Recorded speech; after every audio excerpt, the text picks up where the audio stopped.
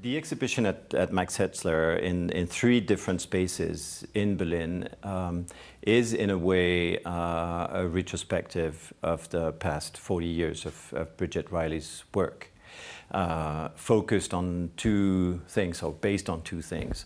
The first one would be her relationship with the gallery, because the exhibition now is a kind of summary of the past exhibitions that happened at Max Hetzler. There are pretty much paintings from each of the show in the exhibition, plus a second basis or focus, which is the recent work. And in fact, I think if I understand correctly, the whole exhibition is conceived backwards in a way, starting from what she is currently doing. And that's a very peculiar thing with Bridget Riley, is the fact that she always looks at her past work from the present perspective, from what she's doing, but not as something that's completely passive. She's looking at her own work to feed the newer work, to develop things that have been left aside at the time and that are re-engaged nowadays. If you go to Goethestrasse, for instance, where you have the newest works, when you enter the gallery, you're facing a wall painting called Quiver, and it's a black and white work, very dynamic, that's related to some of the black and white works she was doing at the beginning of the 1960s. On your left, you have some very new paintings from the Intervals series. And on the right, some very recent also paintings from the Measure for Measure series, which basically use the same kind of palette, which is very different from the stark contrast of the black and white that you have on the wall painting. It's a kind of muted palette that's at the same time very active, and it's activated in the way by the black and white work. And there's a kind of hinge in a way with one painting on a middle wall called Vapor. It's a 2009 version of a 1970 painting, and the fact that she's repainting some of her own work is also very relevant in the way she's revising her own work. And in Vapor, you have some aspects that are developed much later into the three bodies of work I just described. The kind of relationship between stasis and movement in the black and white works, very dynamic way of working, which you find in Vapor with the kind of twirling lines, vertical lines that you have. And the palette is basically reused with differences, small differences, in the Measure for Measure series and in the Intervals series. So you are able to understand where it's coming from, in a way, what's happening in the new paintings, but you're also able to look at older works from the perspective of the present. Focusing on the more recent series, including the black and white series from 5 to 10 years ago, it's very striking to see an artist who is in her 80s looking back at her own work, a work that was completely linked at the time when it appeared in the early 1960s with the kind of young and upcoming London scene, the swinging London scene, something that has to do with youth, with movement, speed, and all that. And I think that Bridget Riley has always been sort of reluctant to be part of this story. She was happy to be shown in various exhibitions in the early 60s in New York and in London. But she always thought there was a kind of misunderstanding of her work when it was linked with op art. And in a way, she has been correcting this way of looking at her work for some time. And returning to the black and white triangular pattern is a way of saying you can have, I mean, more explicitly maybe, you can have more harmony and more something that's visually slower and have something very dynamic at the same time. I'm not saying that she's doing that only to correct our perception of the 1960s. It's for her a way to understand what she was doing at the time and maybe come back to it in a different period. In the 60s, you would have works. The black and white works would be basically without margins. So white and black would be exactly equivalent. In the newer works, you have, I don't know whether it's a white margin, a white ground, which is both active and passive. It makes the composition sit somewhere that can be on the wall or on a canvas. It plays with the black or with the colors in the measure for measure or interval series. So it becomes something very active also. It breaks the composition apart. There's not something that's immediately given to you. Things are both completely united and they are made of various components. And the white makes that very, very clear. Even by doing something as small as introducing a kind of margin to compositions that might look like things from the 1960s, she's doing something completely different. In the 60s, she used to explain, and she explained that in many interviews, and many art historians or critics picked on that she was stating a situation, destroying the situation, and restating a new situation. I think that's very peculiar of her work and makes it completely different from the up art movement, where what you have is starting with a still situation and breaking it apart so that it has movement. In the case of Bridget Riley, the final need is to find some kind of harmony or something that's more stable. But it's something that it's achieved, constructed, that she reaches for, and that is not immediately found. For 2 years now, or 3 years, Bridget Riley has been working on the Intervals series, which is a series composed of several stacks of horizontal stripes with on a white background, a vertical format, and with the white interrupting the various stripes. It has some precedence in some studies or drawings she made in the 1960s, in the mid-1960s, for some horizontal stripe paintings that were very, very active. But at the time, it was more searching for various compositions and having it on the same piece of paper, so it made for various rectangles. So intervals are coming from drawing in a way, much more strongly than other works. It has this kind of thing that's sitting on the white, or off-white in this case, because she wants to reduce the kind of contradiction between the ground and the figure.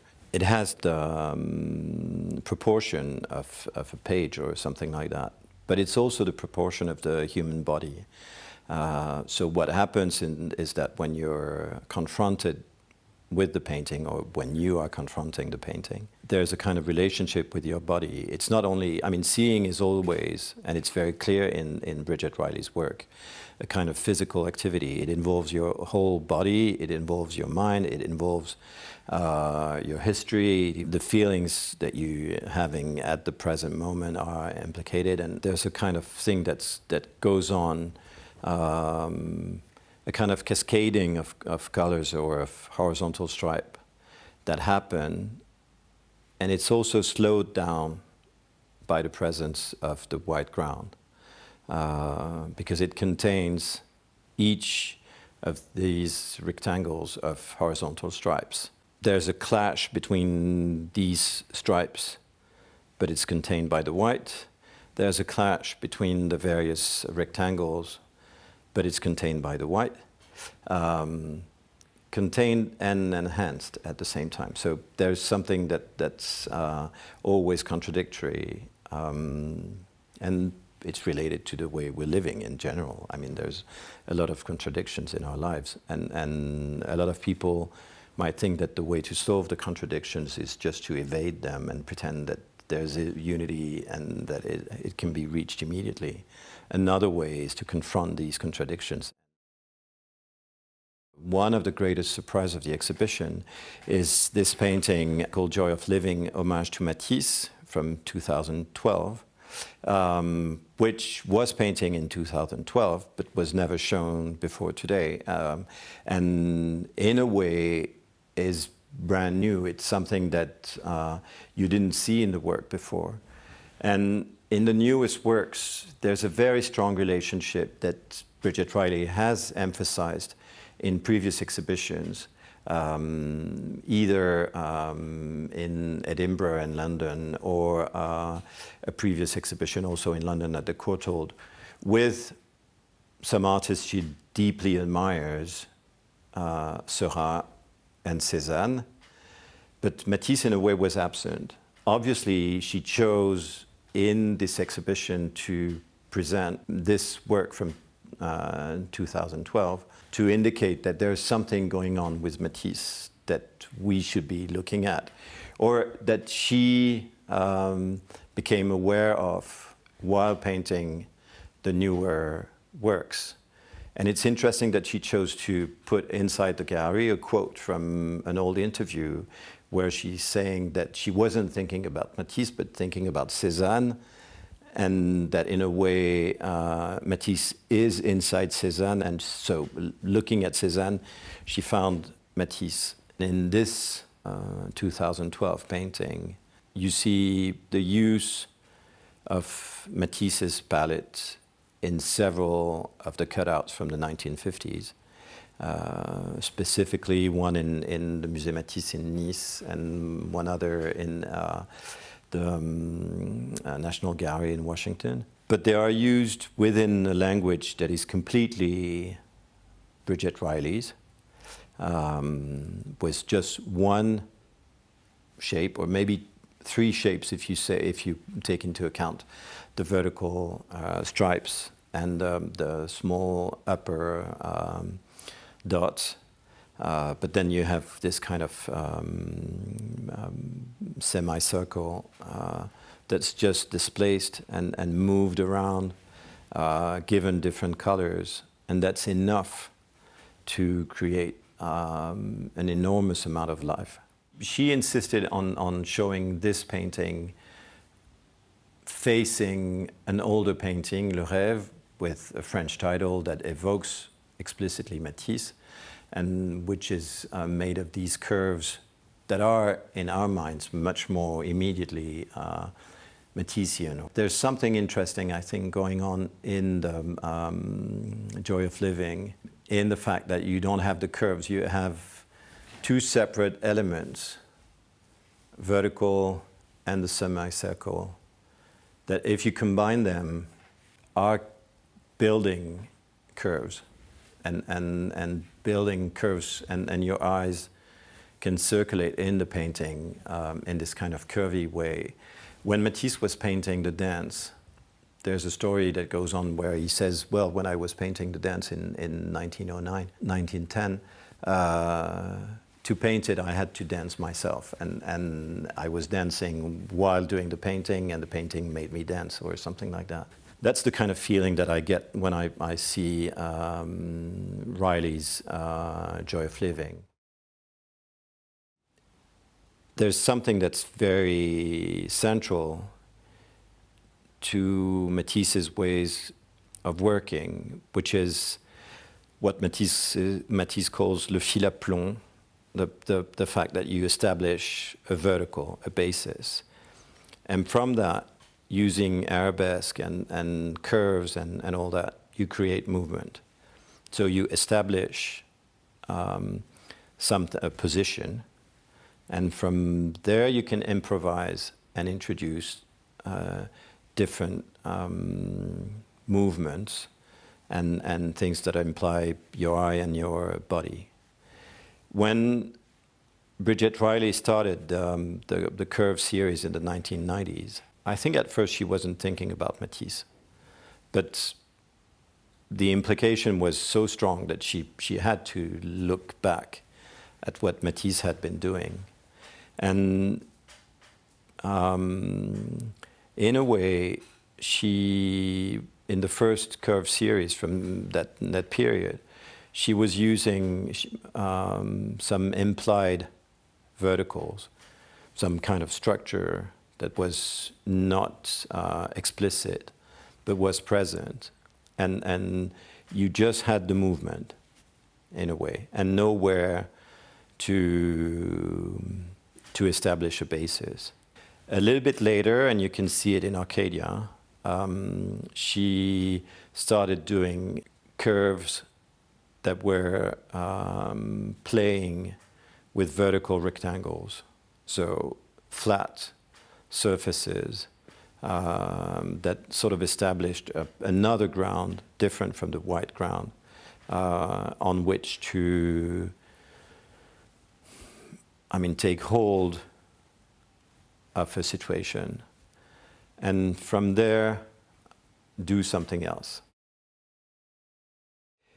Bridget Riley is someone who really enjoys looking at the world and enjoys some very specific and tiny moments of looking, and the way you have epiphanies that stem from the visual but encompass the psychological, the spiritual, the intellectual, everything. She has described moments of swimming in the sea, or seeing the reflection of rain somewhere, or a ray of light somewhere, and how in this very specific instance of vision, there's a whole world that happened, and that if you can transmit that to the viewer and help the viewers focus on the same experiences, then something can be gained. And I think that's what's happening in her work. And in an exhibition, very often you see that it has this kind of uplifting effect. Looking is very important means for empathy. And I think that looking at an active painting, and that's the case of Bridget Riley, make you feel a connection with the painting, and in a very strange way with the rest of the people who are looking at the same painting, or have been looking at the same painting, or will be looking at the same painting, in a way. So it's a built-in empathy, and it's something positive, but that includes the negative. So it's not a kind of shallow joy or what have you. It's something more profound. I always think that abstract paintings are models for the way we live. They are not based on the way we live. They can change the way we live by doing certain things. That's an idea that's coming from Mondrian, actually. But in the case of Bridget Riley, it's pretty clear that it's also what's happening in the ways that by looking at her paintings, you understand that with a very limited set of means, you can deploy an incredible richness of feelings and of meanings and all that. And in a way, it's an invitation to do the same in your own life.